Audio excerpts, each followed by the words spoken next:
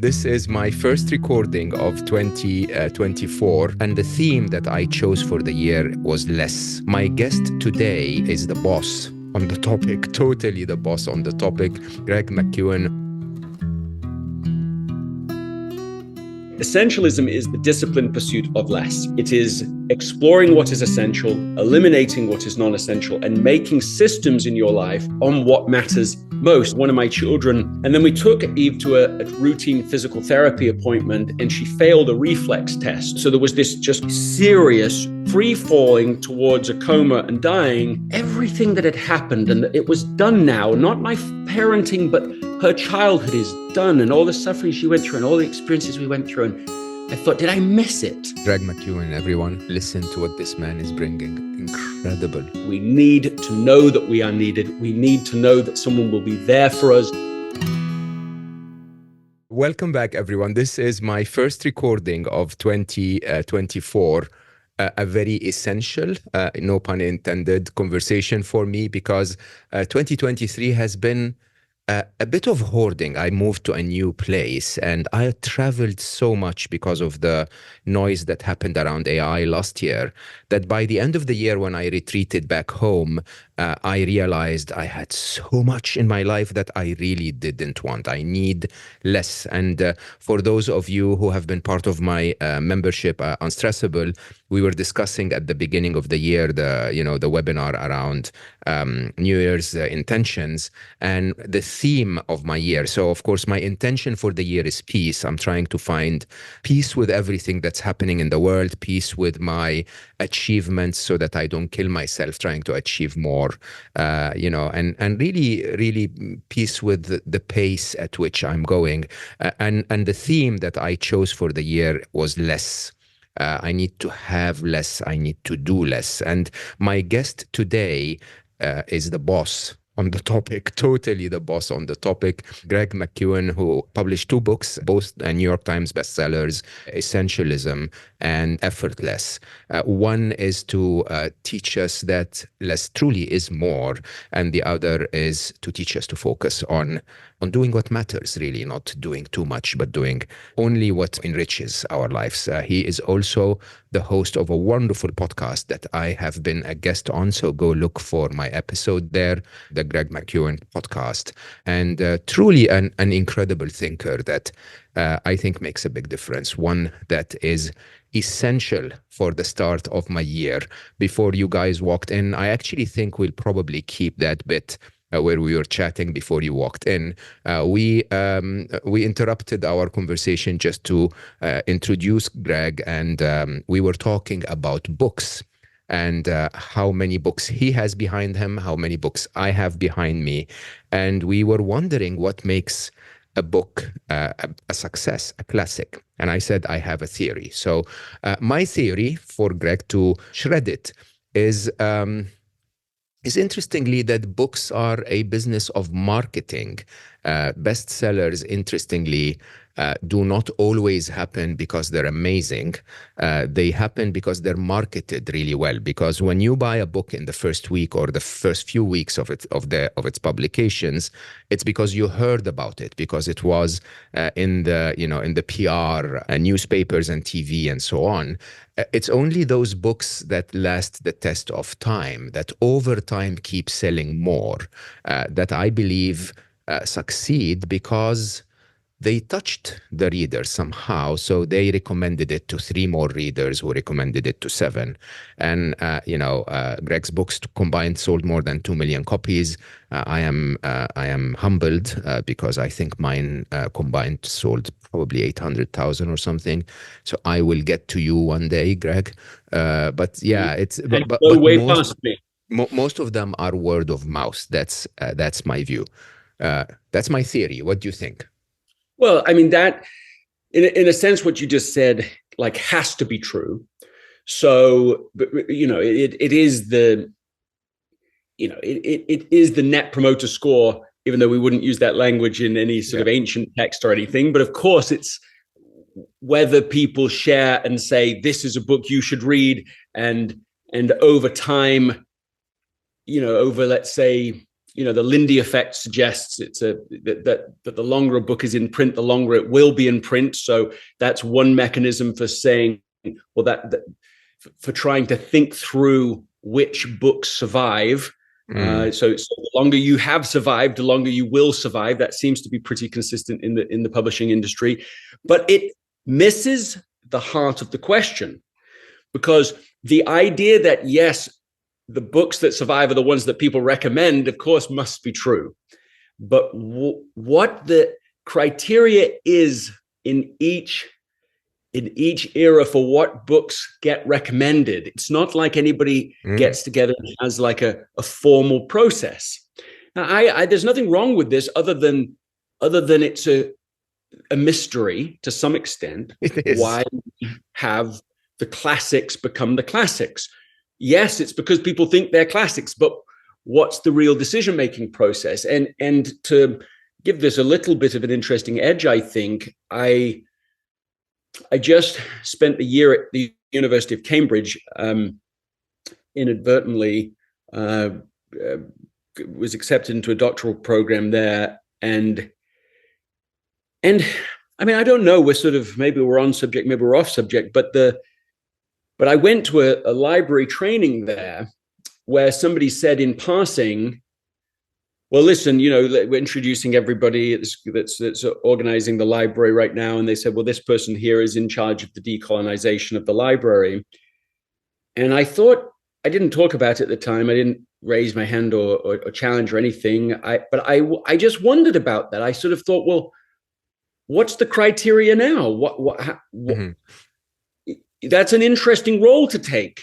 And I'm not making a political point. It's just this is decision criteria. This is, how does a single person go about selecting by a set of criteria that they must have identified which books should be there and which shouldn't, after a millennia of a process we barely understand, has crafted and curated these classics. I don't know who this person is. I don't know what their qualification is. I certainly don't know their criteria, or maybe I could estimate it from what they said. But there's something about that is uneasy for me.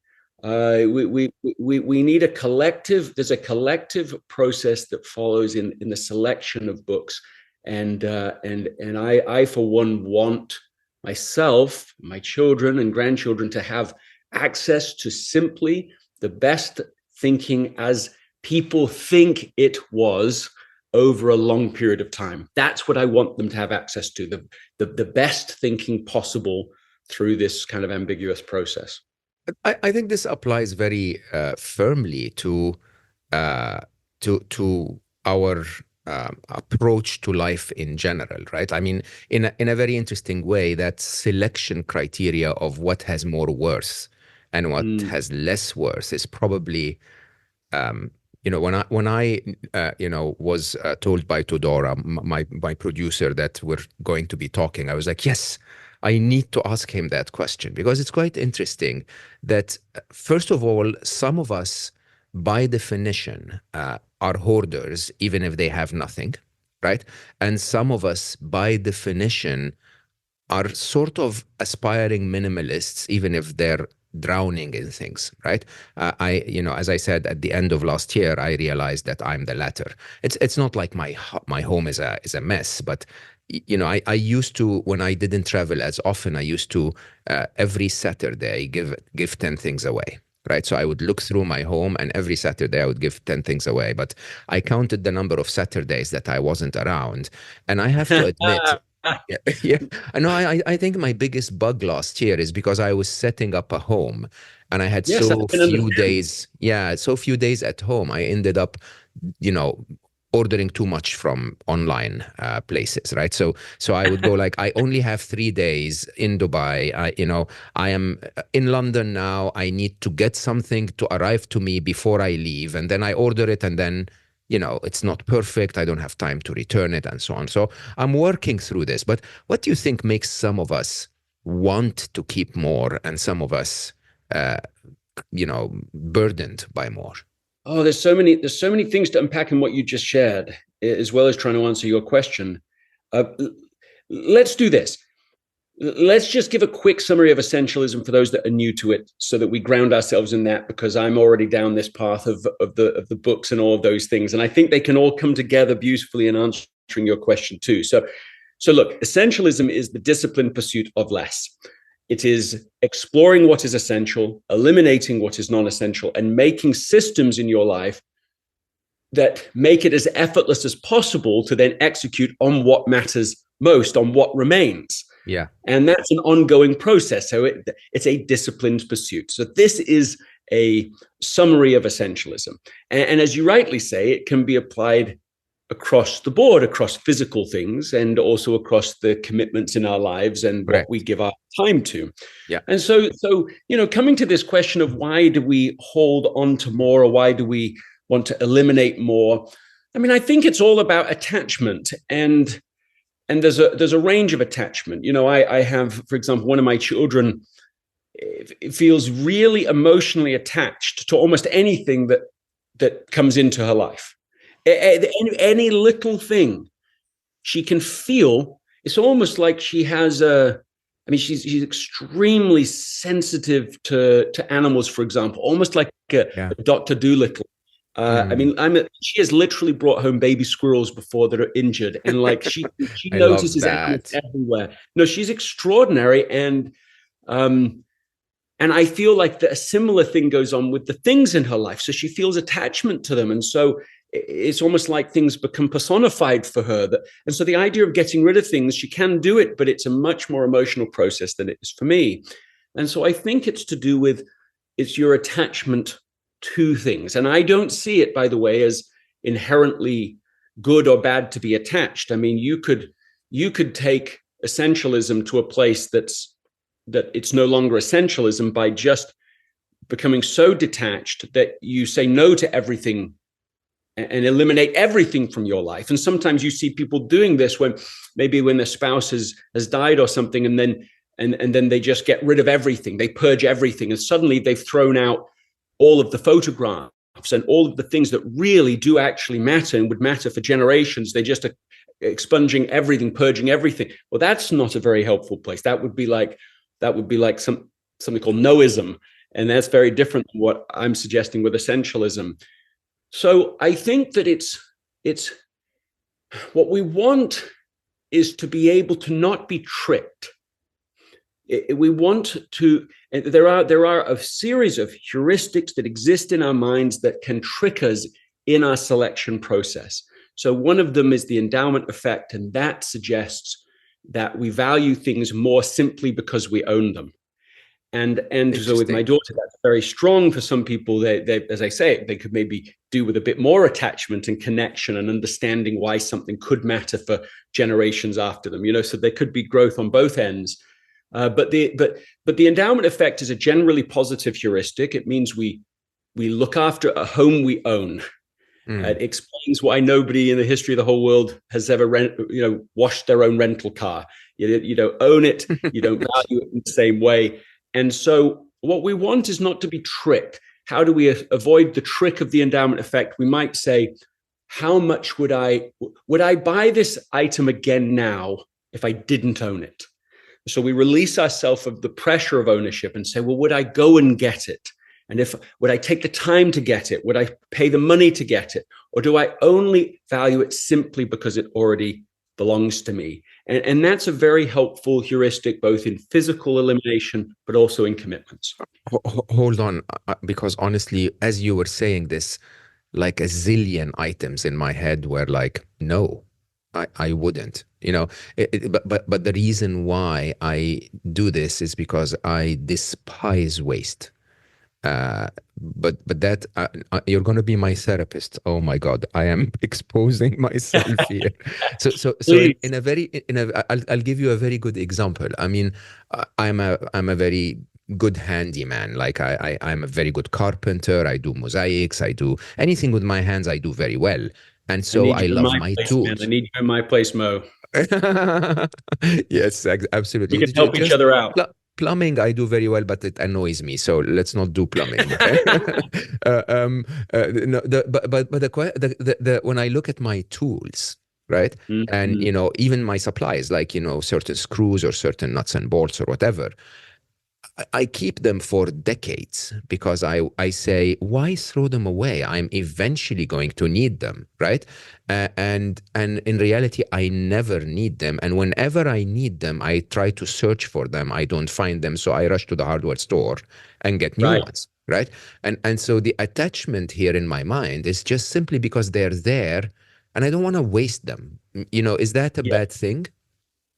Oh, well, none of this, I think, is really about simple good and bad. It's about selecting what is useful for us now so that we can make the highest contribution now and in the future. So it's a selection between a good, like maybe good, better, and best, as is a language that is in a talk of the same name, an excellent talk by Dallin Oakes that says that's a criteria between, it's not just bad and great. It's all that middle stuff we have to also select between.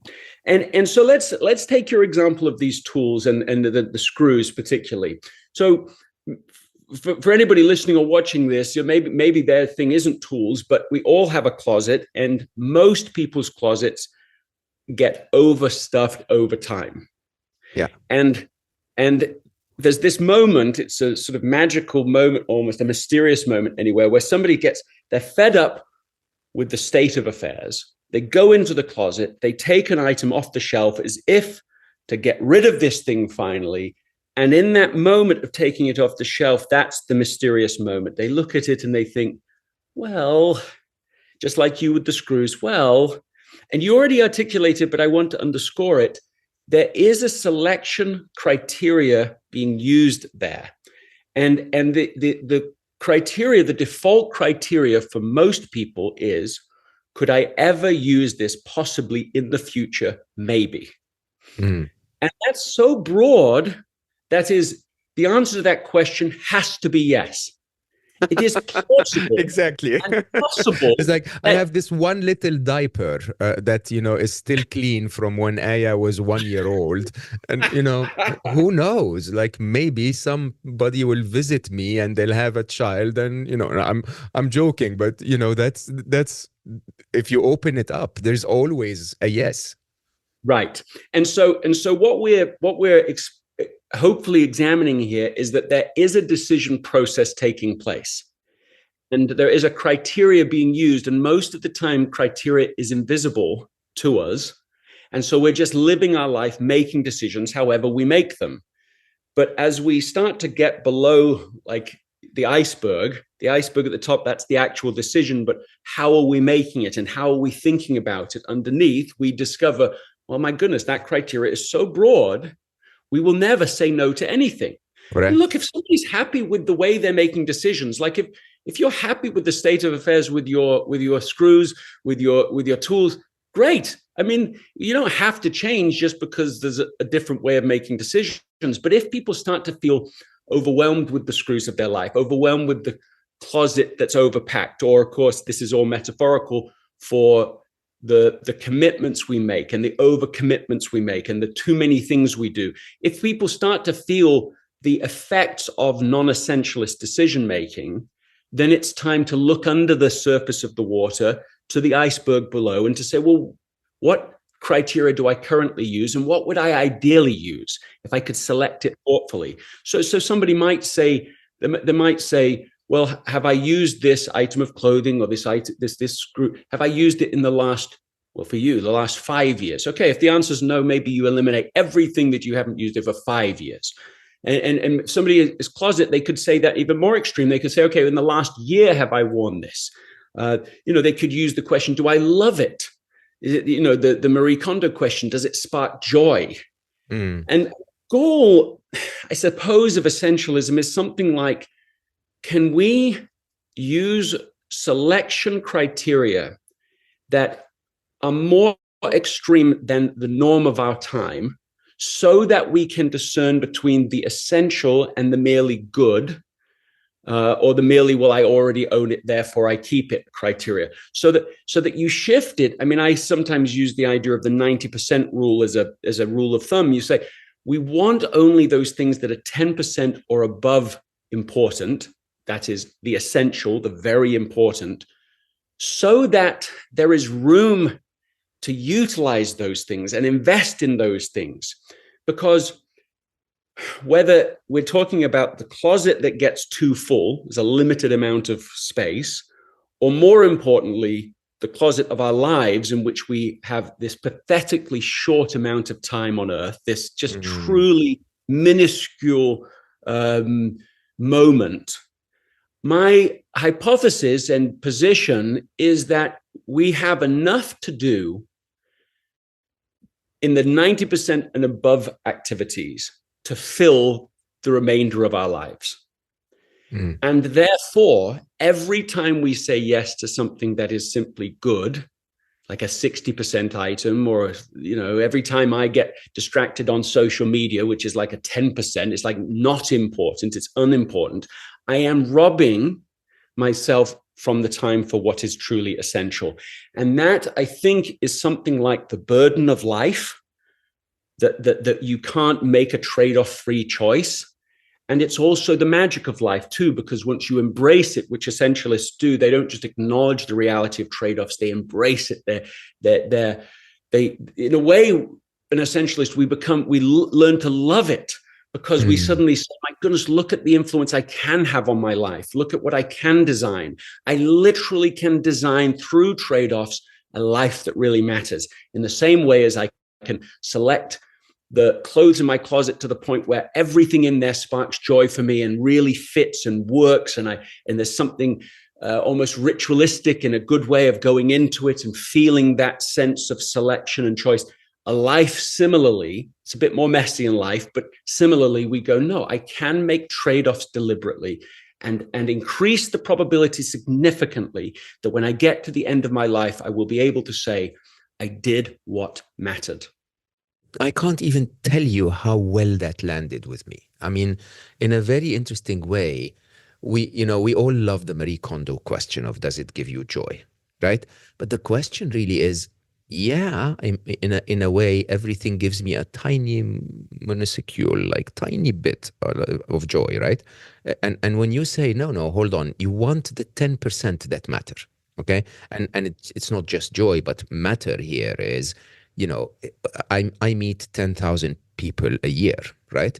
But of all of them, with all my love and respect for people who read my work, or, who want to do a project together or whatever, I'd probably say, Aya, my daughter, is number one. Hannah, my wife, is number one. And, somewhere, if you rank them all up in the 10%, there could be a few very close friends, my ex-wife, my mother, my brothers, and so on and so forth, which are really all together will add up, not in being 1,000 people, but it could be like 10 people that are really the top 10% of my life, right? And it's quite interesting, because when you were talking about swiping on Instagram, and I don't swipe on Instagram, I respond to DMs on Instagram. And I love it, because it gives me a very deep connection to people who read my work or listen to a podcast or whatever. But with all the love and respect for those who are listening, that takes away from my daughter's time, right? And it's such an interesting criteria when you say, hold on, there is a line, and you have to know what's above the line, and you have to know what's below the line. And you may allow what's below the line every now and then, but that shouldn't be the way you live. That's such an interesting criteria. So a few years ago, Eve, who I was just talking about, the Dr. Dolittle, she turned 14, and like, to give a little more description of Eve, I mean, she's always climbing the tallest trees she can find. She's always out running, barefoot outside, naming the chickens, catching lizards, releasing them gently. God, I love her. She speaks constantly a flow of words. I mean, she's read maybe, I don't know, 250 books as a teenager at this point, and just so voluminous in her language, and she can't stay angry for a second. All of this. Okay, so then she turns 14, and instead of, if you say, well, how are you? Instead of a whole flow of things, it's sort of one word answers. And when she's doing a chores, she had assigned to sweep the floor, and she was sweeping the floor, but really slowly. And I was like, what's going on here? And she seemed a little more physically awkward. And, and Anna and I, my wife and I, we were like, well, it's probably pretty age appropriate behavior. We're not alarmists. And we're like, okay, let's just proceed. And then we took Eve to a routine physical therapy appointment, and she failed a reflex test, which, you don't have to be a doctor to sort of know that, the body is designed not to be able to fail a reflex test, right? Like that's why we do the reflex test. And so the physical therapist took Anna aside and said, look, I would just recommend that you go and see a neurologist. And we didn't have to be told twice, And so what began there was not just a series of trips to neurologists, although that is what happened. That was sort of a tipping point moment anyway in what I can only describe as a free fall in human capabilities. So there was this just serious free fall in executive function, like the control of executive function, and her physical manipulation. So the whole right-hand side of her body slowed down so that it moved at a different pace to her left-hand side. It took her literally hours to finish a meal, literally hours. And I remember, she would write a journal every night, and like almost irritatingly, to be frank, because it was like time for sleep, and she would just be still writing. And then I remember the last time I had her travel with me on a flight, I take one of my children with me about 80% of the time when I travel for keynotes and so on. And so she came with me, and the last time she came on a flight, I have a recording of her writing her name, because it took her 2 minutes to write Eve McKeown. Wow. It took her 45 seconds to write the last 3 letters of McKeown. And, if you ever try to write that slowly, it's almost impossible. I mean, and then in the midst of all of this, every test comes back in the normal range. And so she is free falling towards a coma and dying. And I remember a neurologist, 35 years in his field, and a kind man too. And he just looks at us and he just shrugs his shoulders. He's like, look, I don't know, I don't know what to tell you. And in the midst of that, right, like that is the stuff suffering is made of, and I learned so many lessons from it. And I wish there was like a single thesis statement for the whole thing. I don't have one, but a couple of the things that I learned, one is that I now have come to believe that suffering is universal. I think that almost everybody is suffering almost all of the time. That's the first thing I've learned. And the reason we don't know that is because we don't know people well enough, or it's not safe enough. And so they're not sharing, and maybe life couldn't function if everyone was sharing everything deep all the time, but still it's there and it's real. A second thing I learned is that everything I'd ever been taught about gratitude was wrong. And that was interesting to me, because I'd spent a lot of time in gratitude and keeping a gratitude journal every day, probably for the last, I don't know, I think it's coming up on 13 years without missing a day, so it's not like I'm brand new to the idea of gratitude, but everything I'd been taught was the following. And I bet you have been, and I bet everybody listening or watching this has been too. And they've been taught that gratitude is to be thankful for the good things in their lives. And that's wrong. It's wrong because that's not the definition of gratitude, literally, even though that's what we all say. If you look up the definition in a dictionary, which I didn't at the time, but I have done since, that's not what it is. But what I learned without the dictionary was that gratitude is being thankful for everything in life. And that's not the same thing. So in the midst of the suffering, to be able to say, I am thankful that Eve is suffering with a undiagnosed neurological condition that is stealing her, picture of health, because, and to leave a space open for why that might be, that will stick in your throat. And of course, that's the point. That's why gratitude is unbelievable. It's an unbelievable thing. I call it radical gratitude now, but it's actually just gratitude. I just have to name it new because we all think we know what it is.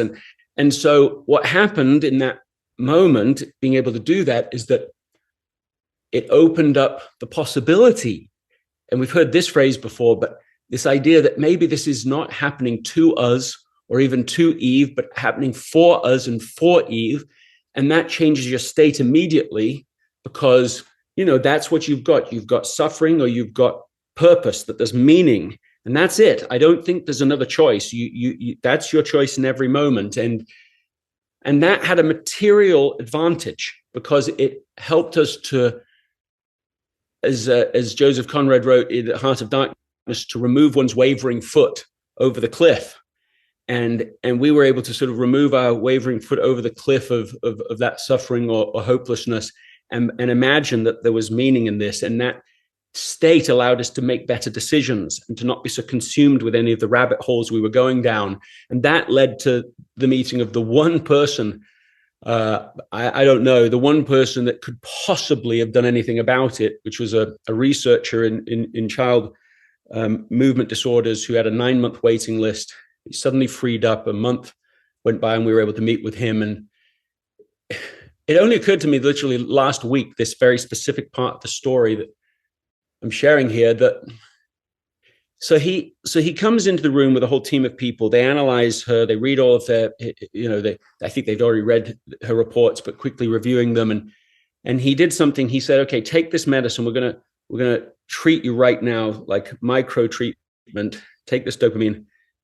Go to have lunch, come back. When she came back, he did another test. We saw no difference. This is what's amazing to me. Now, I knew part of this story, but what he observed was that the blinking of her eyes was a different pace. Oh my God. Tiny, micro different improved speed from an hour before. And this is the thing that hadn't occurred to me, this like literal idea, like for the blink of an eye, she would have fallen into a coma and died. And then the plot thickens a little because he suggested immediate hospitalization, which she was immediately hospitalized. But the treating physician did not believe that she had encephalitis, which is what he was now hypothesizing, and would rather have treated her for a genetic condition, which means managing her death. And so that the whole time he was saying that, and even when we finally saw micro improvements ourselves for the first time in months, he still didn't buy it. And so if he'd had that decision-making power, he would have shifted the treatment. And I really rather suspect she would have died. So it's been years now, and she is back and she is whole again and she's well again at the time of this conversation. And all of this to say the following. I know I've shared a few sort of thesis things because I've learned more than one thing from the lesson, but one of them is this. Well, I dropped her off recently for a mission for 1.5 years in Brazil. It's not high risk now in terms of her health is stabilized and more than stabilized. But as I drop her off, I have this kind of essentialist judgment day. I don't know if to have a better term, but I could see her whole life flash before my eyes. I thought it was going to be a happy moment sending her off because it's such a good and positive thing. It was not for me. It's extremely painful for about an hour, extremely painful, much more than I expected. And I had this sort of this sense of everything that had happened and that it was done now, not my parenting, but her childhood is done and all the suffering she went through and all the experiences we went through. And I thought, did I miss it? Did I miss it? Or was I there for it? Did I get it or did I not get it? And to what extent did I get it or not get it? And I came out of that feeling relieved from the pain because I was like, no, we were there and I was there for it. And we traveled together, and we made memories together and we invested together. But my goodness, what if this moment I was suddenly realizing I had missed it? What would that mean in this moment?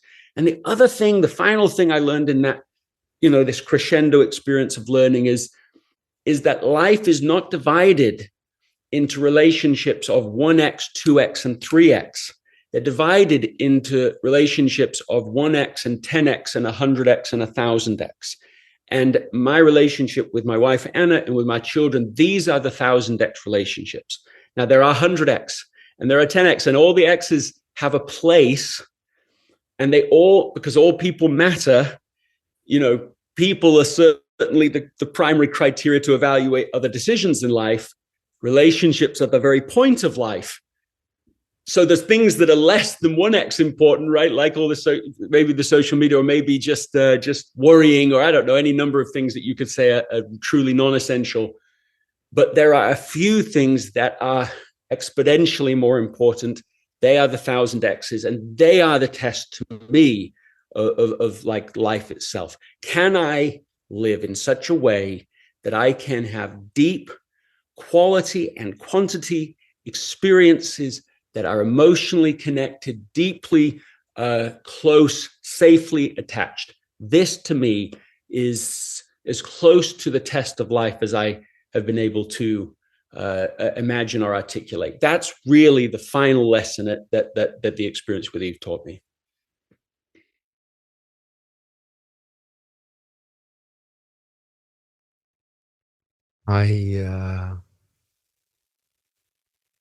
I'm speechless. I really am speechless. I mean, my job as a podcaster is to listen to you and always in the back of my mind think what the next question is going to be. I didn't. Because I honestly feel that this was a 1000x conversation. I mean, if you compare to my experience when losing Ali, there were two phases, two stages to losing Ali. One was when we knew that something went wrong, but didn't know what was going to happen. And then when we were told he was not going to make it.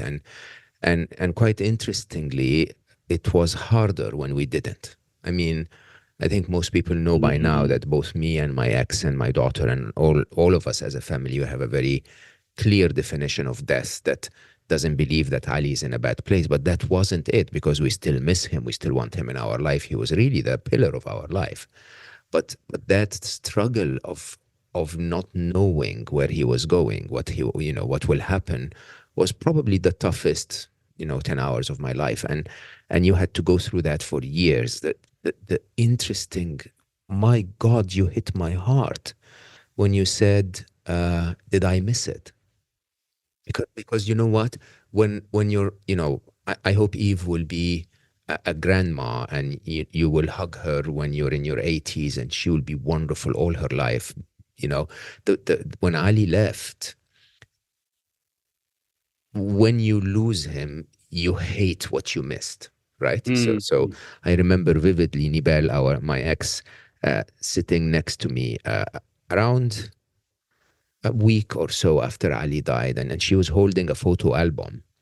And she flipped through the photo album and looked at him as an infant, and said he was so calm and peaceful, never really cried. The joy of any child or any infant I've ever seen. But then he died, she said. And I thought she was referring to then he died because he died. And then you go through the albums, and then she starts to look at his pictures when he was 7 and we were at Disney, and he was so much fun and so kind and always held his sister, and very loving, and she was like, what a wonderful child. She remembered how his kindergarten and grade 1 teacher used to, when we would pick him up, she would say, he's so respectable. And which 6-year-old is respectable, right? but that was Ali, and she recites that, and then she says, and then he died, right? Then she looks at his pictures when he was 12, and then his pictures when he was 16, and when he had his band and was so successful and so loved by everyone, and then she said, and then he died, and I suddenly realized that she was talking about each of them. That each of them died, right? You get your child as an infant for a couple of years. You get them, struggling with words for a year. You get them, every phase doesn't last, and then they leave, and do you miss it? But what really hit my heart, Greg, is that I know the feeling of, did I miss him? Did I miss part of that because he left? But you're talking about the feeling of, did I miss it even through the suffering, now that she stayed? And that's almost enlightenment, if you ask me. I mean, this is truly I always compare life to video games, and I say the whole idea is to live fully through the game. It doesn't matter if you win the level or not. Because, 40 minutes later, if you've missed the game and still won the level, what was the point, right? And this hit me so hard. And the idea of you exponentially saying it's 1x, 10x, 100x, and 1000x, that will remain in my heart forever. Because that's really the way to look at it. Because truly and honestly, there are relationships that are 1000x. And there are relationships that are 100, and 100 is so big compared to the one, right? But the 1000 is so big compared to the 100, and I think I don't know. I really think what you just did is you changed my life forever. This truly is what I've been looking for, to drop all of the endless things that I have been doing, and honestly not savoring, not fully being in them, just doing them because I have to do them. Mo, what you just shared is so beautiful. And I knew coming into this conversation about Ali, and so to share that and to make that connection itself is powerful. And you went beyond that too, that idea of each moment, each phase of a child's life, for example, dying, is so real. And I think that is exactly what the pain was in that moment. Is, I said to her, we were all in the car driving as we were about to drop her off, and that's when I suddenly just felt very emotional. And I don't cry very much maybe because I grew up in England. It's just, I don't know if that's why. But I just couldn't help it at all through this whole period. And I said to her out loud, I'm like, Eve, this is utterly ridiculous that we're dropping you off right now. Aren't you still 3? Aren't you still 3 wearing that one dress that you would never, you just wore every day was your go-to dress? Aren't you still 10? Aren't you still sick? Aren't you still 14 and 15 and 16? And I really could feel that. It was so peculiar, so painful to think she isn't that anymore. And that is done. And now that doesn't mean that, I can't miss the next phase. It's not missing the next piece, of course, is the therefore what, but you've helped to thin slice what it is that we're mourning in that moment, what it is it is done, whether we missed it or not. Not those moments are gone now. And what I think is beautiful about this conversation is something like this, like, so there's lots of things that are important, and these things, a few things that are 1000x, these few relationships, and all of that is true. And then I would add to that, like, another criteria, which is what matters most is what lasts longest. I think that's another way of thinking about, an evaluative criteria. It's like the Lindy effect that we started with books, but applied to relationships, like that which lasts longest. And nothing lasts longer than the intergenerational family, like nothing. Cities last longer than countries, generally speaking. Countries last longer than companies, but companies last longer than houses most of the time. But family is intergenerational. It's way more resilient than cities and countries. And so, like, that suggests where things are most important. But I think one can say, and I don't think it's just a semantic idea, that what matters most of all is what happens next. And I think there's something really deep in that for us, which is, so for you and for I, right, we've made the choices we've made. And of course, even though I concluded that in my test in dropping off Eve that I had spent more time on what mattered than I got it right more often than not, that I hadn't missed it. That doesn't mean I never missed it. It doesn't mean I got it right all the time. Of course, that's not true. I'm off track all the time, and if I'm doing anything right, it's that I'm evaluating it more often than the average person may be, so that I get back on track a little faster. So like I think there's sort of two kinds of people in life. There are people who are lost and there are people who know they are lost. And it's how quick can you get into the I know I'm lost phase so that you know what to do about it. My father never knew he could get lost anywhere, and he gave me that gift, sort of directionally challenged.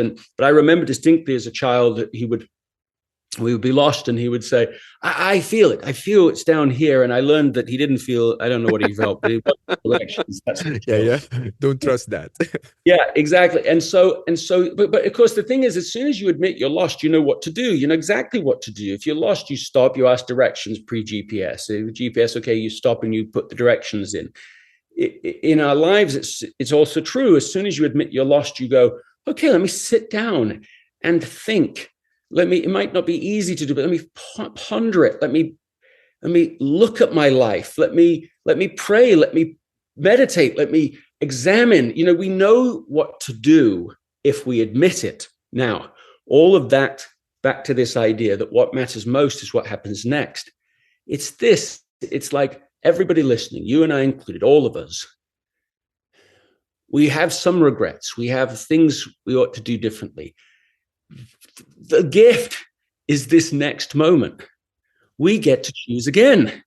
We get to choose now. Yeah, we can't change the past. That is true. But I tell you something that's so profound to me. This is deep, man, is that we cannot change the past, but we can change the meaning of the past. And if you can change the meaning of the past, I don't know what the difference is between that and changing the past. I literally don't know what the difference is. The meaning is what ascribes, like if you read a book and the whole story goes one way, and then the next chapter changes everything.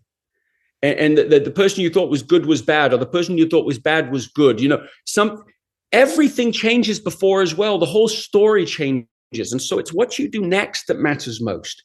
Whatever people have lost, whatever errors people have made, whatever trade-offs we've made towards the non-essential, let's say, or that we've underinvested in the most important relationships in our lives, which is likely to be the case.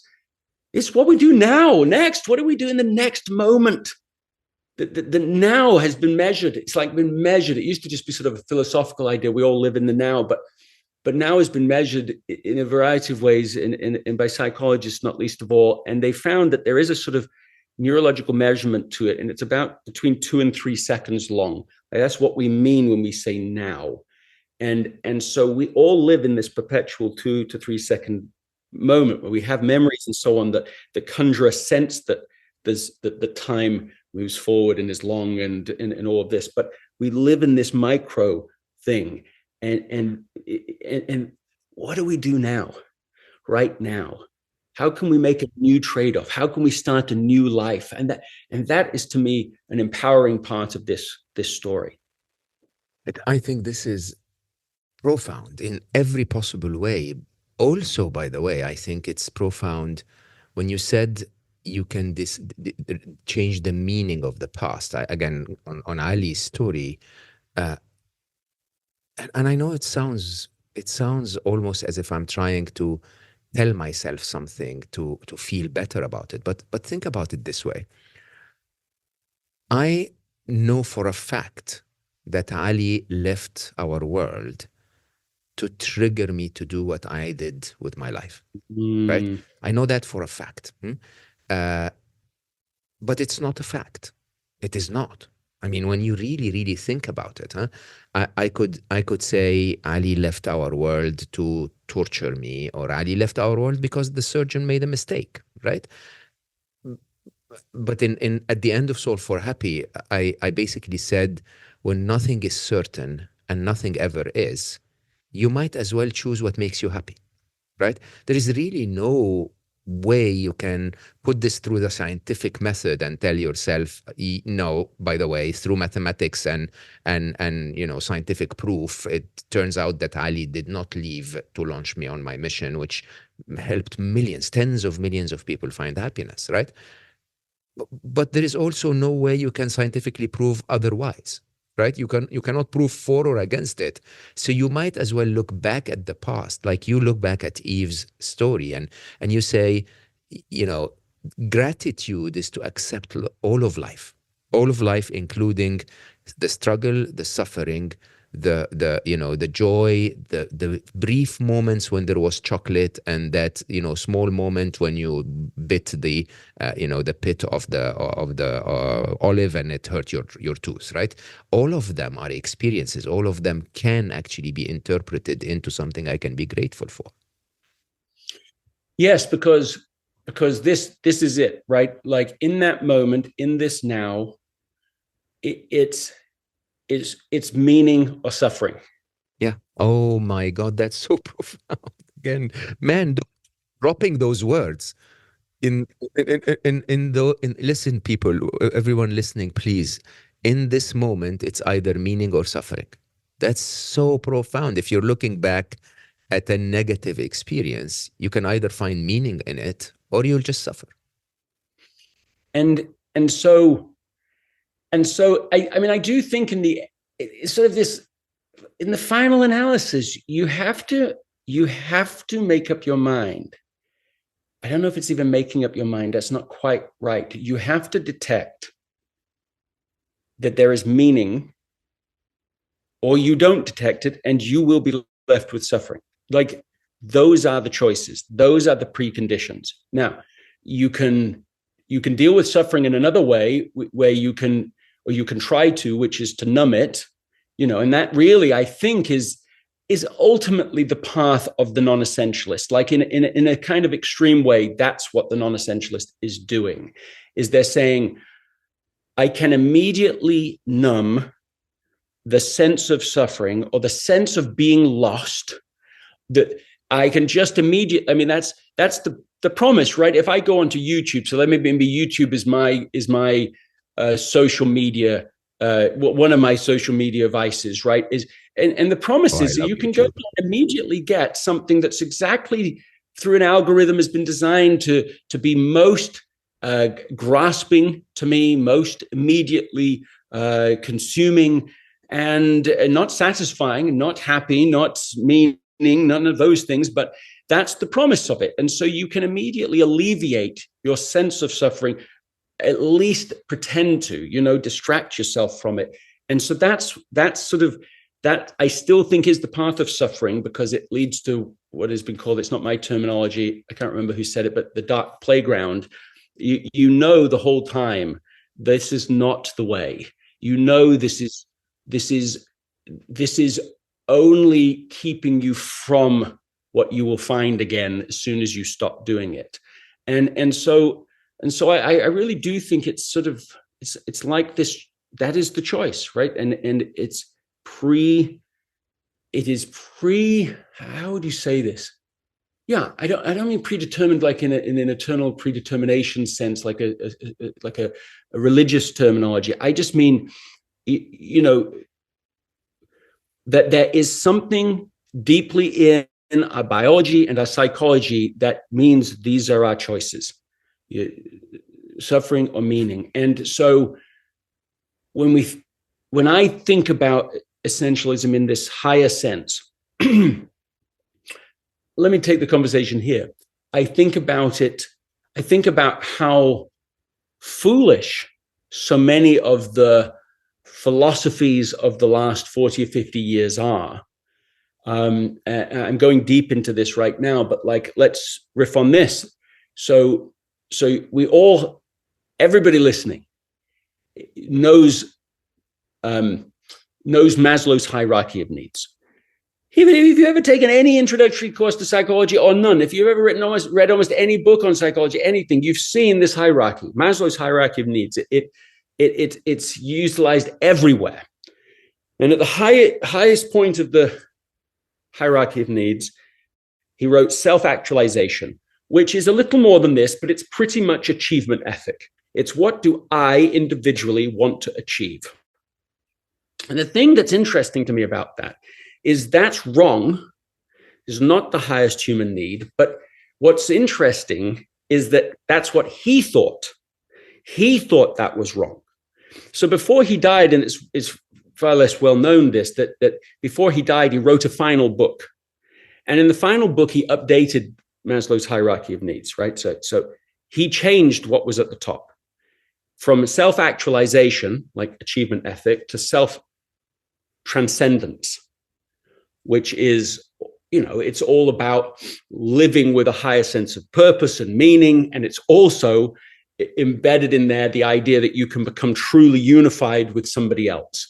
And that is what you should aspire for, is deep, is actually, like, he didn't use this language, but like I'm using it now, deep dependence in a relationship. And that was the highest aspiration. And it just didn't get updated in any of the literature. And so the thing he's most famous for, he himself did not believe by the time he died. And the difference is not just this interesting anecdote about Maslow, it's that we have been taught to live independently and separately from each other. We've been taught that the language of psychology has emphasized the risks of codependency. Think of the language, codependency. You need each other too much, and that is the problem. To become enmeshed in a relationship, that's not what you want. What you want is not to be dependent. You want to be independent. And if you ever get beyond that, it should be for interdependence, which is that I am fully whole myself and you are fully whole yourself. And so then together we kind of cooperate in an almost corporate way, that we have a win-win together, and a sort of a contractual relationship, and that somehow this is the highest level of maturity in a relationship. That is wrong.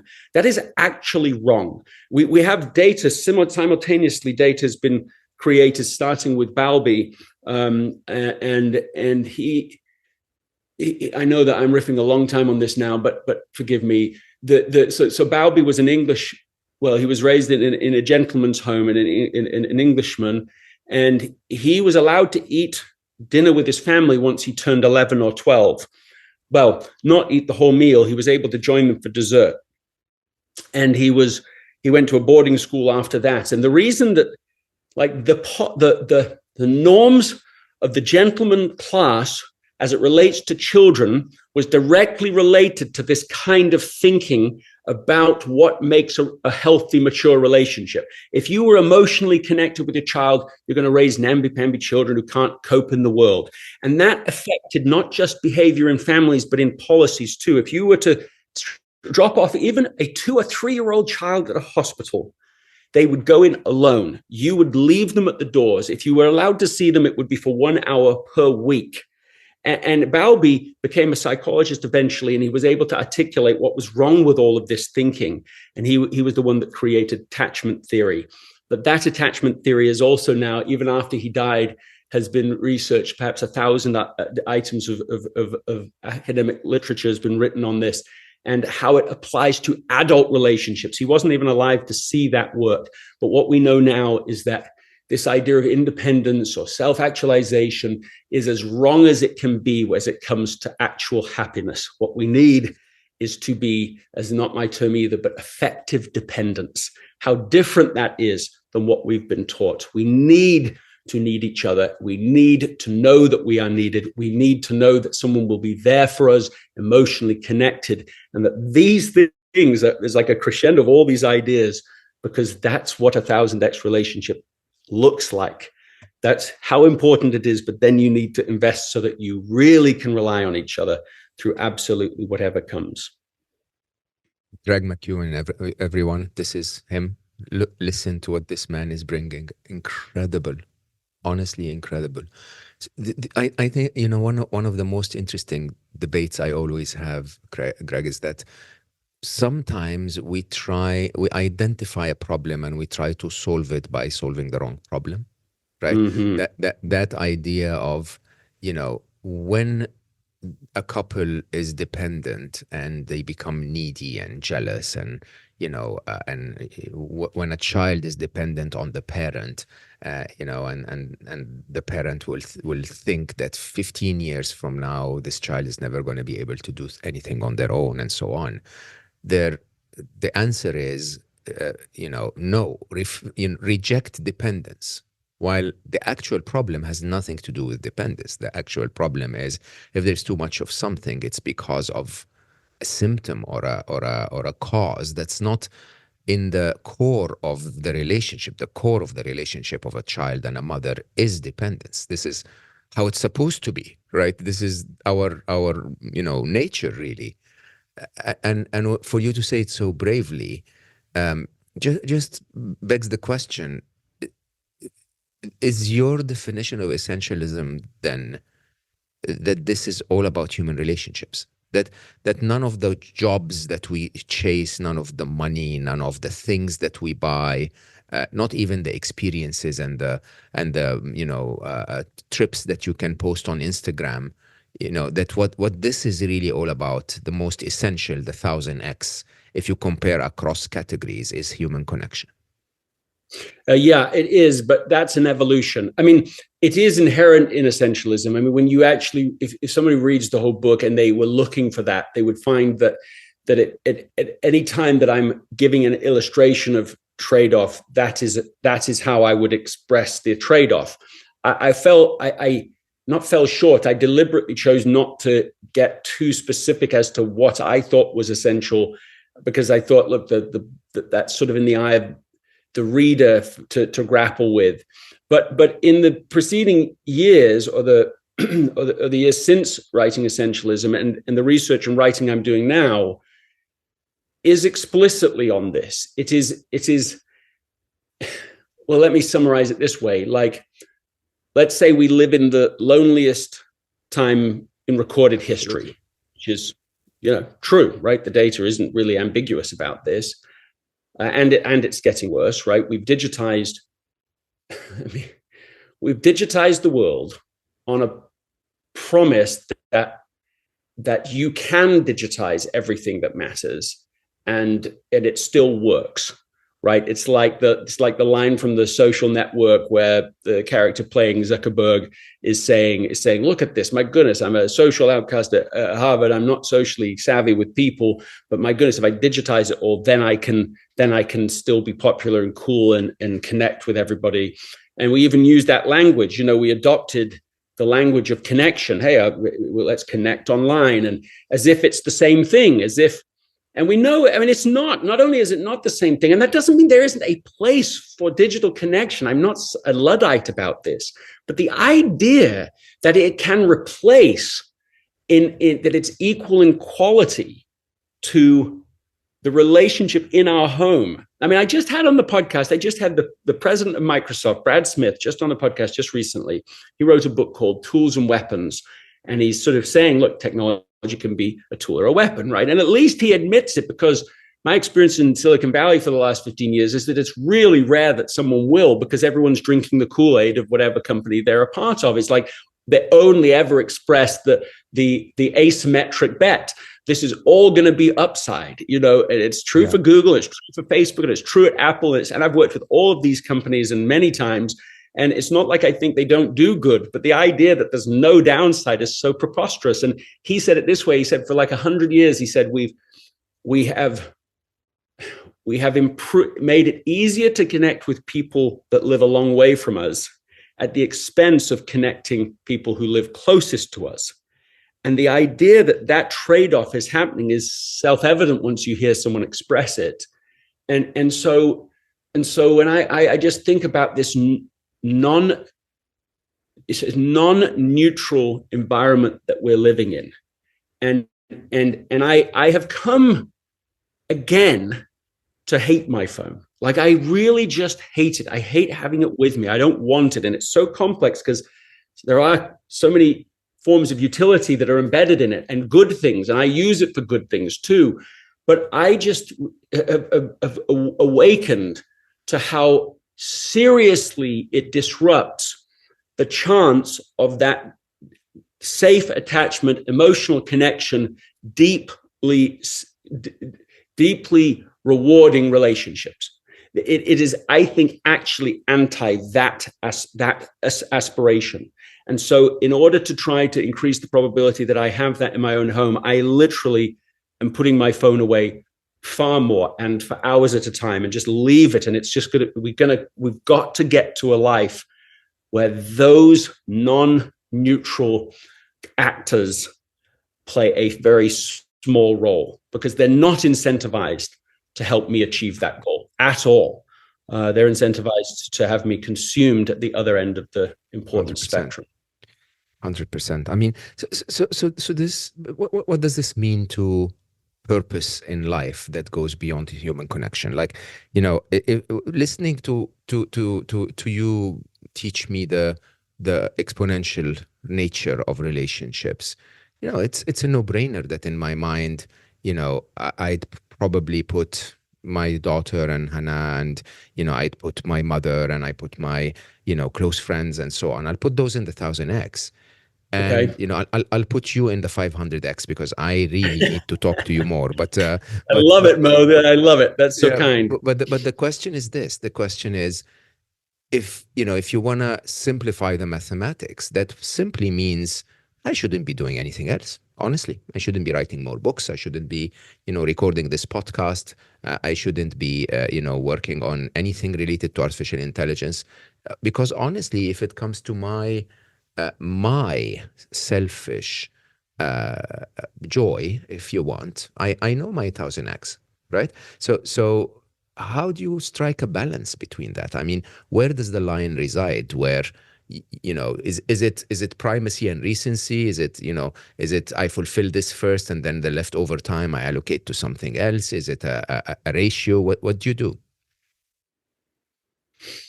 Well, I'm grappling with it. That's the truth. I'm in the wrestle, and I think that's not a bad posture in life.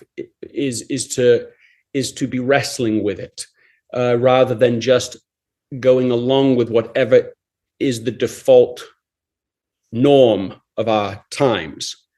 I don't think it's a healthy choice to be in the I just do what everybody does, especially now, because I think that there are so many toxic forces that either take for granted, oh yes, family and 1000x. They don't say 1000x, but family, oh, that will always be there. And it's like, no, that you're teaching constantly that doesn't matter, that self-actualization is the top of the hierarchy, that it's just about you achieving what you want in life, and that's the way to both be happy and also to make the best contribution. It's like we're being taught this constantly, and it is literally making people miserable.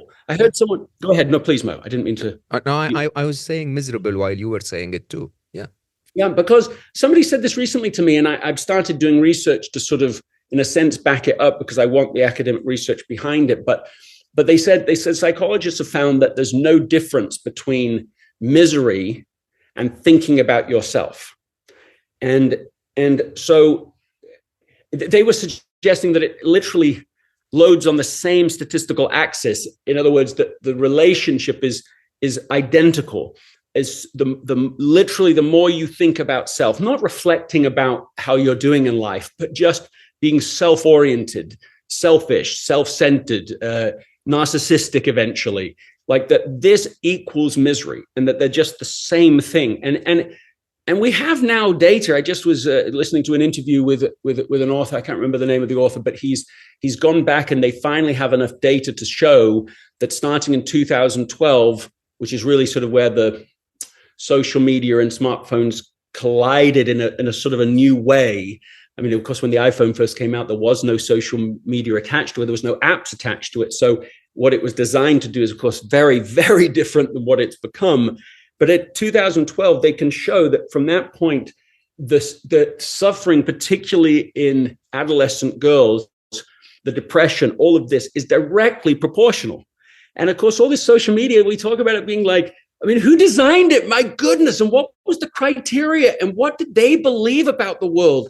And forget the incentives, which of course are really unhelpful. We just want more people to click and be addicted more time, and be hooked. I mean, all of that doesn't help. But I think even that understanding of the human condition is so questionable. And so then it has literally just led to this suffering in the world. It seems to me that the number of people in the world who are getting the balance wrong in favor of too much family and too much close connection with them and not enough time for other things. What's the ratio? Do I actually know anybody myself who I think is too invested in the key relationship in their life and not interested enough in the people outside of them? I don't know if I can name anybody. Yeah. So that's worth considering, right? Like, are we solving? Do we even need to try and solve that problem? Or it could get too far in that way. I think it's more like this. I believe each of us has a mission in life, not to select, not even to design, but to detect. I think that's right. It's there, and it has to be, like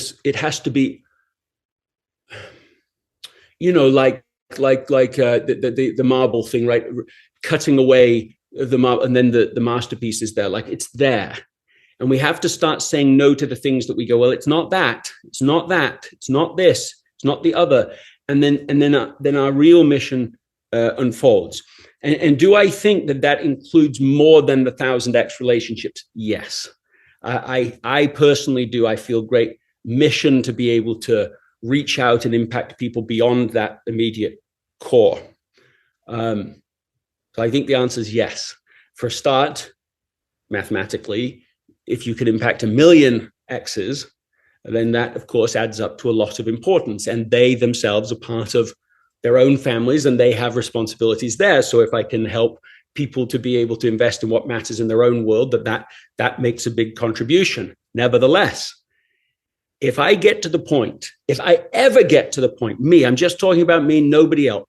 If I got to the point where I succeeded with millions and millions of people out there, billions even, and I fail with Anna and with my children, no, that for me is obviously like a bill of goods. I've been sold a bill of goods. I've made a fool's bargain. And so I think it's how it is about priority, right? So the word priority came into the English language in the 1400s. It was singular. It was one thing. It was the priorest thing. It was the first thing. It stayed singular, according to Drucker, for 500 years. So half a millennia later, somebody says, oh, we got so many things that are so important. I think we should just have priority.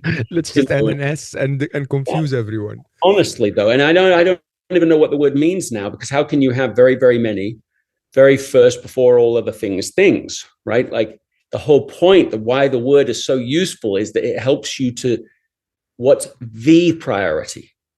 And so the priority for me in 2024 is to work in a disciplined way to build routines, rituals, and systems to make sure that my wife and I feel deeply connected, safely attached.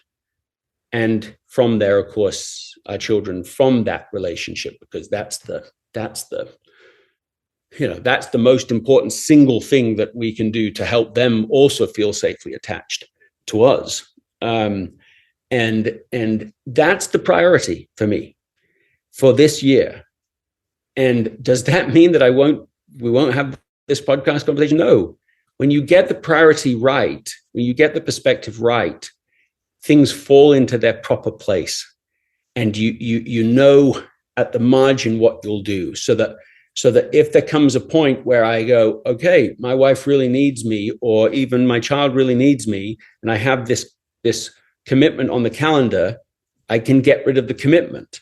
I can say no. If somebody comes up, if I've designed my life right, when somebody just got a very, very attractive offer to do a keynote a certain date in a few weeks from now, we already have a family vacation planned on that week.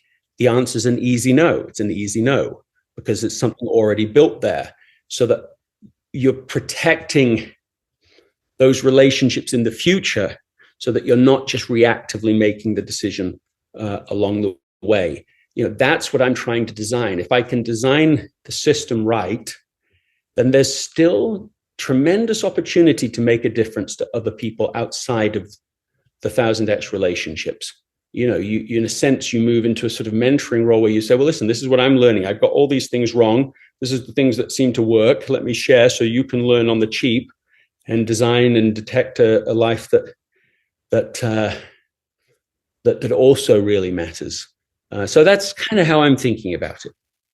What would you say to those who are at a different stage in life, or at a different level of privilege, if you want? I mean, at the end of the day, think of someone who really has to work 2 jobs, right? Or 3 jobs. Think of someone, a single mother who has to really take care of her children and has no time to go out dating or finding another person in her life. And think there are so many who don't have the choice to focus on what matters. What would your advice be, as they're caught up in just keeping up with life?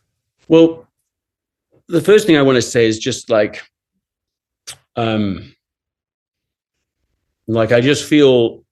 I feel a lot of compassion in sort of welling up in me as you ask me that question, because it's really true, right? Like, if you go back into the 1820s, which I know is a weird place for me to suddenly go in the conversation, but if you go back to the 1820s, we romanticize that period of time, and some of that does seem like it was the system built was more essentialist, right? You lived at home generally, you worked in nature generally. There was no electricity, so when you got home in the evening, you would spend time with each other. The level of distraction was almost zero compared to now. I mean, there's something beautiful about that, some of those things, but life was so hard, so desperately hard for almost everybody just to survive. That part doesn't come through when we look back with our current privileged, successful, and I mean, broadly speaking, the success of the whole world now in comparison to that. They had no choices at all. And we are inundated with choices for the most part, for most people.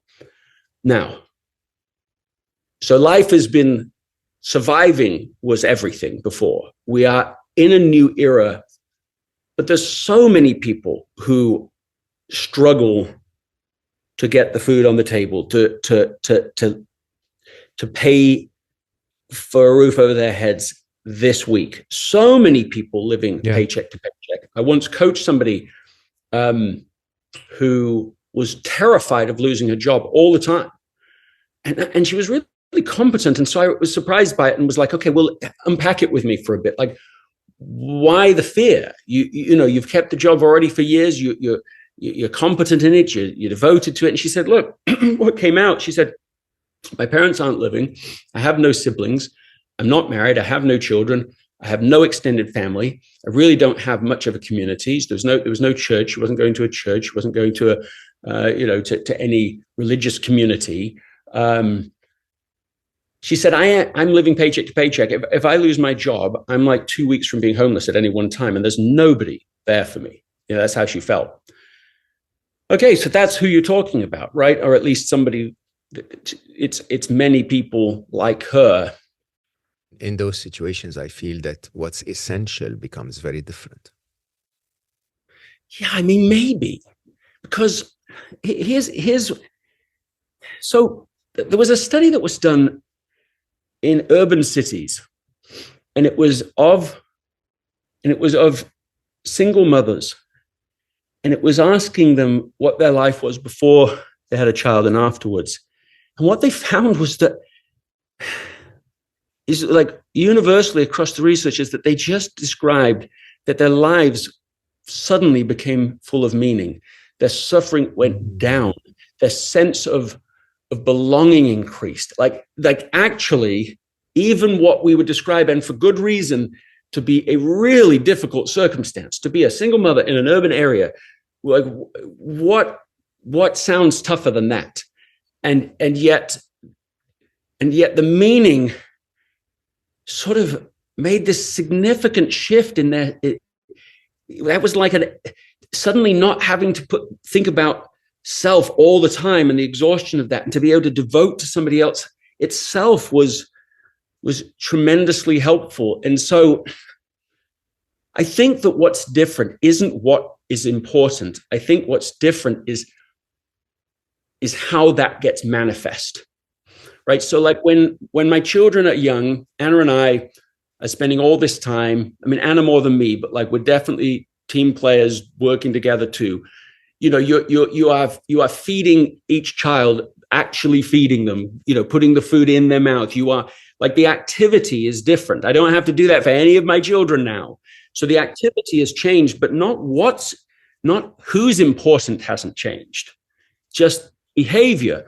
Earlier on in my career, right, it's a tougher set of trade-offs because you've got to just work, or, you know, you're working 40 hours a week and I'm not in control of my own schedule. So that definitely was a tougher time, but not who's most important. It's just, well, in order to serve my family, this is the work that I'm doing. For sure. Yeah. And so I think that's the shift. And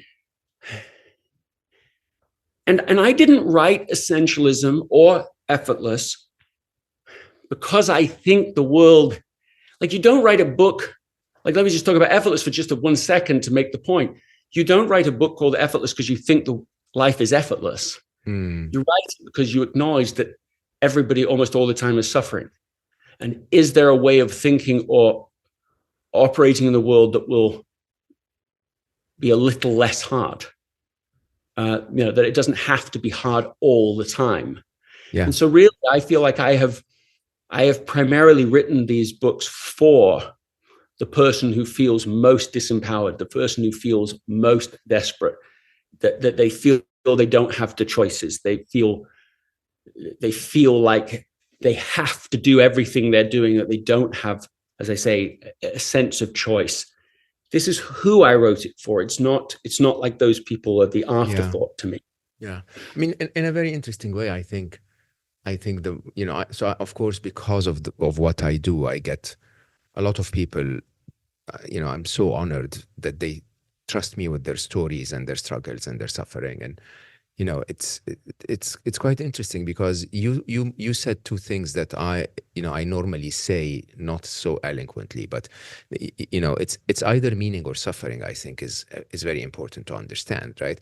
You being, you know, a single mother, or you being the provider, or you being, you know, chosen to go through a certain struggle, is actually in a way, of course, suffering, but in another way, it's a privilege, because it's either developing you, training you, making you a better person, or because it's about someone else that you care about. So, you know, there is definitely meaning in that. I think the way we frame it in our minds, it makes a very big difference, because if you frame it as, you know, I'm stuck with those kids, I'm struggling all the time, this is so difficult, it's very different than, I love those kids, I want them to be happy, I want to give them part of my life, you know, and they're worth that part of my life. The other, which I always think about all the time and advise people all the time, is the idea that the next moment is what matters, right? It's lovely that you started our conversation by saying everyone is suffering, right? I'm supposed to be a happiness expert, and, you know, I tell people, and this year is about my book Unstressable and how to be unstressed and so on and so forth. And you know, I started the year on the first work day of the year. I get 14 WhatsApp conversations at 6 a.m. in the morning, booking my schedule all the way to March 18th, right? Literally every single minute of every single day, you know, and it's quite interesting because, you know, I have other priorities like you in life. I want to get closer, to Hannah. I want to spend more time with Aya and so on and so forth. And it's, you know, it's the next moment that matters, because I have to tell you, that day I was almost getting into like desperation, like what is this? Is, you know, but yes, I sit back and I look at it and I say, okay, it's not going to be easy to fix January, but we can now look at February and, you know, make sure that March is amazing, right? And I think nobody is helpless. You know, I think if you sit down and find your priorities around the next moment and do it right, you know, it starts to be better. It may not solve the challenge altogether, but it starts to be better. And, you know, interestingly, one of the things that I really struggled with is because I love Slo Mo. I love this podcast so much. It's one of my biggest contributions, and at the same time, you know, it is one of my biggest joys to have conversations like this. And but it is quite time consuming, especially with my travel schedule. It starts to Yep. interrupt. Either it Yep. interrupts a very tiring trip, or if Yep. I'm not traveling, it interrupts my creative flow. So if I Yep. decide that I want to write tonight, I can't, because I have to prepare for our conversation and so on and so forth. I'll tell you what my finding was, because I have to say I went through all of the 18 full-time jobs I did in 2023, and I took away around 9 of them. Basically saying I can't do this, I can't do this. It's not the most effective. It's not in the 1,000 basically, 1,000x impact or importance to me. And when it came to the podcast, I have to say I was like, weekly is a routine I can't keep. Maybe I should make it once a month, or maybe I should stop altogether. There are now 280 episodes, everything's wonderful, and so on. And then suddenly it hit me that no, that's not the answer. The answer is I find joy in it. I might as well make it essential by growing its impact, which is something I normally don't do, right? I normally don't tell people, by the way, subscribe. By the way, please tell people about it. By the way, I actually almost dismissively at the end of every episode say, hey, by the way, just do whatever people do on social media just to help me grow this thing. No, this year I'm actually planning to be very specific about it, to tell my listeners and my followers to grow it, so that at least every unit of effort I put in it becomes rewarding enough for it to be essential. You know what I mean? And it's not like, it's not that it's doing bad. It's in the top 0.5% of the global podcasts. It's, it's I totally get everything you're saying. usually in the top 5 of well-being, but we can reach more. We can do better. You know what I mean? And I think what all of this is to just say, misery is not going to help with anything. There is meaning in the suffering that we go through, and the next moment is what matters. So you might as well make the next moment work for you to find meaning, or to make what you're doing essential, or to break out of what is giving you suffering. Well, you're giving an alternative thing here, because okay, so I think the most important idea in Effortless is the final third of the book. And what it's about is the difference between linear results and residual results. Okay, so what's the difference? You can identify something. Okay, I want the podcast to be, I've chosen to do a podcast. All right, the strategic choice is made. I feel I should continue to do it. So when I come to that moment of decision, should I cut it off, eliminate it? No, something in me feels it matters in its own right, and I need a voice in the world, and I should continue doing it. I mean, I've literally had the process of thinking you're describing myself, right? Because it's non-trivial. I mean, everyone's got a podcast, right? And breaking through in the podcasting world is not directly, you can't have like a viral moment in podcasting, right? It's not like YouTube. You can't have a viral moment. So it's a slow burn process. And in fact, like the most important podcasting strategy is to continue, because, there's just, people do get eliminated along the way. And so actually it's quite a winning strategy just to keep going. Okay. But the difference between linear results and residual results is, it's like a 10x strategy, because if you just keep on doing the same thing each day, right? A linear result is one in which you put effort in today and get a result today, and effort tomorrow and a result tomorrow. And really, actually, it's quite profound as you start thinking about it, because you say, well, a lot of people, are living in a way that they can't get ahead because of this. Okay, so let's connect the dots between your podcasting aspiration and response to that challenge, and your question a moment ago about, well, what about somebody who's in a kind of desperate situation? What do they do? So there's an actual example of this in the book, and it illustrates the difference. So Jessica Jakely is a friend of mine, went years ago with a team of people. They went to Africa, and they were there to try and make a difference. So they have an aspiration, and they keep meeting these we would call them entrepreneurs, right, in the West particularly. But at first, they don't really look like an entrepreneur. You know, they're selling food on the side of the road, right? But that, of course, is entrepreneurship. But they get to know one woman in particular, and they just met Muhammad Yunus and gone to a training by him, and so they were excited about the idea of the Grameen Bank and microloans. And so at first, when they meet her, they start asking her about, well, how does your business work and so on. And she has to sell food today. She has to physically be there in order for, by the end of the day, for her children to eat, maybe her. So, right, that's exactly the kind of extremity that you're describing when you say, okay, well, does it change prioritization? Does that change somehow if you're in that kind of extreme situation? And so every day she's stuck in a residual result. She can't get out of it. They said, well, what would you do if you could take some time off? How would you work on your business, not just in your business, so to speak? And she said, well, listen, I would go and renegotiate my contracts with the people that actually give me the produce. I'd go to the original source, cut out the middlemen. That would increase my profit, not enormously, but enough that would enable me to then start to get ahead every day instead of just always being in maintenance.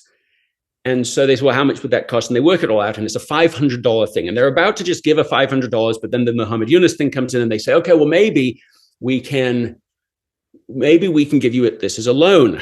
And that way, 10 entrepreneurs can be helped, right? Because after you pay that back, we'll find someone else and someone else and someone else. And they did that with her. And that's exactly how she got ahead. Somebody helped her to build a systemic solution so that the results she's getting are now easier than they were before, right? And so making something a little easier can have really profound effects, especially if you build a system that produces results, because then you're free to work on something else, a higher level activity. Okay, so that's how that story could end, but there's more to it, because that's when they suddenly said, well, if we do it once, what if we, instead of just doing one loan, we could build like a little platform, a website, where other people could also provide loans, and we could then expand this way beyond our own income amounts. And this is how Kiva.org was born. Yeah. So I think they're up to like $1.4 billion of loans now with a 97% repayment. So it's like a completely transformative model. And that's blessed a lot of lives. And it's a system solution, right? Like now there are residual results operating at many levels. It's residual results for the individual because they can get ahead. It's residual results because it's a loan, so you help many people. It's residual because it's a platform that's been created so millions of people can give and millions of people receive. That's amazing. That's the power of residual results over linear. So it's not just how much effort you put in. It's not just ROI, return on investment. It's return on effort. And we want a high return on effort so that you can break through. So now we're coming all the way back to your podcast. You want to break through to the next level of contribution, but without burning out, or without burning out your relationships, your 1000x relationships. And so the system matters. Can you build a better podcasting system than the one you've had before? And so, you know, the question I would put to you, the thought experiment is, how can I get 10x results in the podcast with putting in the same amount of effort that I put in last year, or even a little less? How can I build a system that does that? Very complex. Very complex. I'll tell you the answer. The answer is very straightforward, but it's not my value set, right? So think about it this way. Having a wonderful conversation with an amazing guest is the same amount of effort every time. You can't reduce that, right? It's 3-4 hours of my time, to prep a little, to get to know the guest, and to do the recording. I have to upload stuff and so on and so forth, especially when I'm traveling, right? There is no change in that. There is no change in the investment that I have in the editing. Vlade, my engineer, Tudor, my producer, and so on and so forth. The most interesting side of this is I could turn this whole thing into incredible clickbaits on the internet. I could market it, just like capitalism. But that's not my value set. I mean, another alternative, interestingly, is to monetize this podcast, right? So if I monetize this podcast, probably make $1 million a year, and then I can invest a lot of money in that, in a big team and a big fancy studio and so on. But the trick for me is that I stand for something, right? I don't want to be part of that system. I want to be contributing, from myself with my listeners to other listeners. In my mind, believe it or not, my genius at the beginning of the year was like, no, I love Slo Mo. As a matter of fact, I'm probably going to start another one that's in Arabic, right? But I'm going to actually start telling our listeners very openly, help me grow this thing. Right? Don't let me go to the capitalist models. Rate it properly. Tell people about it. If you enjoy it, get others to listen to it. Because I think this is what it's all about. The easiest way is to fall in the trap of doing things that you don't stand for. Because honestly, sometimes you feel a little jealous. I feel that a little bit when I'm on social media, for example. My podcast conversations get listened to 10 million times. My books get sold almost 1 million times.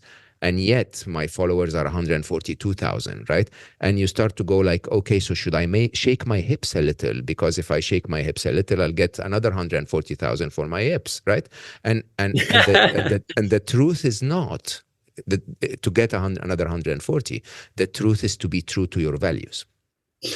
So here's my hypothesis for you, and it's a hypothesis because I don't know, but I'm sort of in a similar enough question myself. It's hypothesis for me too, which is, how do you build a system? Because what you have, this is how I read it, you have pieces of a system. Well, it is a system. Every system's a system, right? You can have an engine, the engine of my car, just because a piece isn't, if a piece gets taken out, it's still a system. Now it's just a system that doesn't work optimally. And so what I think is that you have a system, I have a system, right? Every thought leader has some kind of system.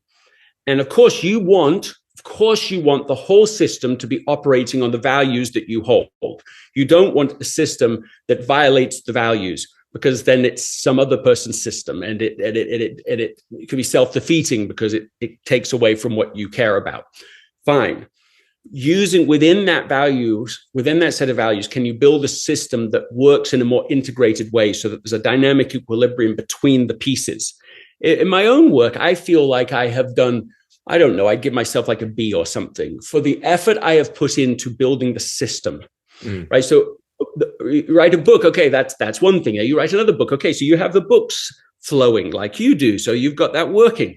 Okay, you've got a podcast, it's flowing. You have some social media, okay, it's flowing. How do you get it all to work together? That's not a selfish intent. It's not some mercurial capitalist selfish. That doesn't have to be right. It can still be a capitalist solution that has a set of values attached to it. Of course, those things can be done together. But how can you do it so that the whole system works better? And that to me is the residual result I'm talking about. Is like, okay, yes, asking people, everyone listening to this, people listening to this don't understand. They don't understand unless they have themselves a podcast, how much of a difference it makes to Mo if you go and actually write a 5-star review. You don't understand. And you don't understand how darn well hard it is to get people to do that. They can love the experience and they just don't know that the disproportionate value that review counts. So of course you ought to go and do that right now. If you thought this conversation was helpful, of course you have to go and tell not just one person, you have to tell 10 people. You have to do that if you think the content is worth sharing or just useful in the world. You have to do that because that network effect is the only way it builds. So that's your part. I'm speaking to you directly who's listening to this. Now, back to you, Mo. How can you use this year and probably the year after that to build a system that's the best possible Mo system so that everything integrates? That to me is the real breakthrough difference. That's certainly what I've been working on and conscious of recently. And that gets me excited because every time I invest a dollar of time or money, right? Like a unit on the system rather than in the system, I don't get an immediate reward, but man, I know that something just improved for my 2025 self. Like my 2025 self is going to thank me. Absolutely. My children are going to thank me. Yeah. So it's like, how do I build the system to work together as perfectly as possible, including the social media, connecting it in an integrated way? I think that's an exciting game. And I think that's the difference between the one. It's so spot on when you really think about it. I mean, we're really thinking exactly about the same things, right? Because the reality is, of course, I can maximize so many of the efforts. Like you, each of my efforts, call them products if you want, like books is a layer, podcasts are a layer, online is a layer, and so on and so forth, my memberships and online content and so on. But you develop them separately. And, in a very interesting way, because of the nature of who I am and having so much compassion in me to share a few things that would hopefully, reduce a little bit of suffering, I sort of resent the years where I was in the corporate world, where I had to sit down and, and build systems to do business, really, right? I'm telling myself, no, a better use of your time is to finish this book about love and romance. So many people need it, or to, right? And it's so interesting. I'm sure you go through the same thing. And then, but I will tell you openly from today's conversation, I think from an essentialist point of view, I think what's essential for me this year, on top of what you rightly said, is the 1000x. I think what's essential is to get more mileage from the effort that not more dollars, don't care, but no, I know what you mean. You want impact. Right? Yeah, you want contribution. Of course you do. Yeah, and I think you very nicely, put it, because I think one of my biggest assets, believe it or not, is not my books, it's my followers, right? It's people who believe in the work that I do and who don't actually realize that if they take 2 minutes of their time to write a review or to share something with someone, that thing would actually be as much contribution as all of the 4 hours I put to record the episode, right? Because at the end of the day, as the whole mission of 1 Billion Happy was built, it was if everyone tells 2 people and each of them tells 2 people, then very quickly exponential functions will lead us to 1 billion happy. So it's interesting. What you need is for each person to tell 5 people. You just need to change that every time you share the idea. You go, everyone tell 20 people. 20 people. Yes. Don't be too nice, Mo. Don't be too nice. No, well, what you just said, more mileage. That's the idea of the return on effort, and the difference between linear, this one per day. It feels so fair. You put in effort once, you get results once, and residual. The difference is so great. But it's not easy for us to think in residual ways. We sort of go to sleep each night. We wake up in the morning, we're kind of reborn again. And it's like, I feel like sometimes I wake up, I have to like realign everything again. It's like, okay, now, like, what am I trying to do in my life? And who am I? And where are we? It's like there's a forgetfulness in sleep. Didn't we talk about that yesterday? No, we need to talk about it again. Right. Yeah. And so there's something about that, but something about the human condition underestimates the power of something that recurs continually, right? Yeah. So we know this in terms of, okay, if I'm addicted to social media, then I go to social media, even if I'm only going to half an hour down all my social media, yes, well, over a lifetime, it's a massive commitment to this thing. Yeah. And so we underestimate the power of a residual system. And that's why we underinvest in building residual systems, is because we think, well, it's just easier for me just to do this thing myself right now.